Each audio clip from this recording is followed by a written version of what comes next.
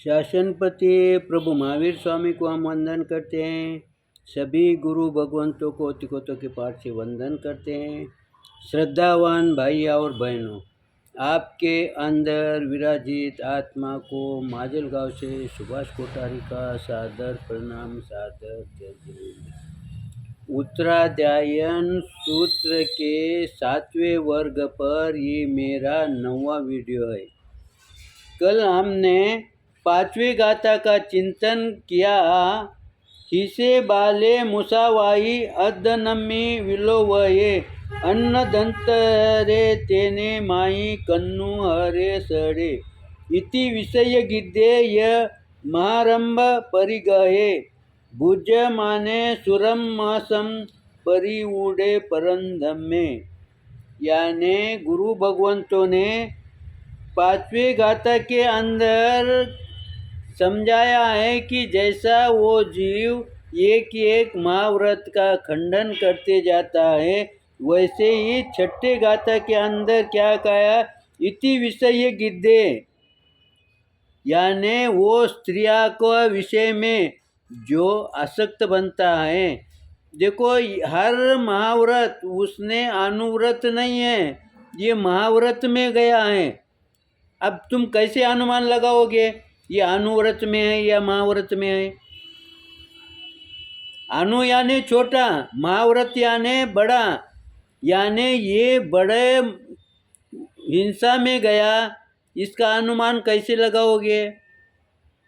तो यहाँ पर उन्होंने कहा है कि जब ये 5 महाव्रत का जो खंडन करता है, क्योंकि 5 महाव्रतों के बारे में यहाँ पर गुरु भगवंतों ने उल्लेख किया है।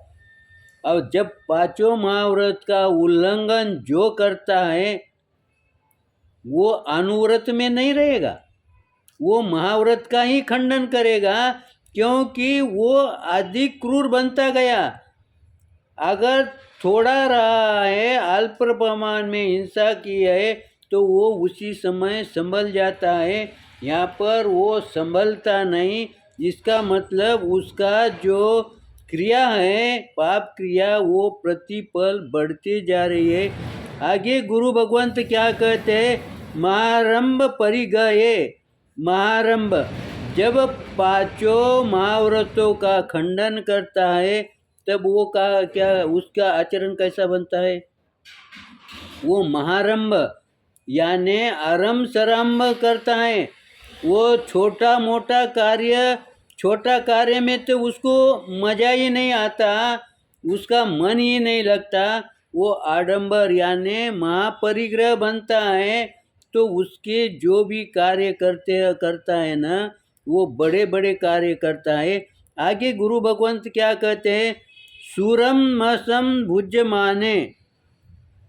जब बड़ा बड़ा कार्य करता है, महाआरंभ करता है, महापरिग्रह करता है, अधिक हिंसा करता है, तब उसे सब व्यसन जड़ जाता है।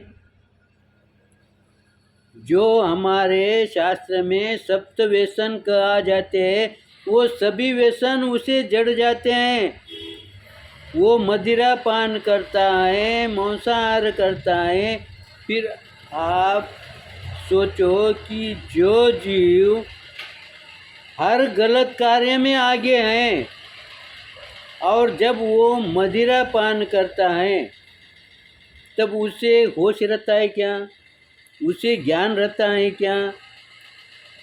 जब वो मदिरा पान करता है, तब वो मांसाहार भी करता है।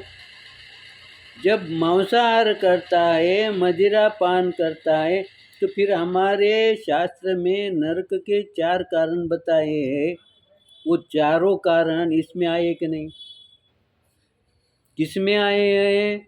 देखो, शुरुआत लोभ से, लोभ कषाय से शुरुआत हुई है। तो गुरु भगवंतों ने ये हमें समझाया क्यों?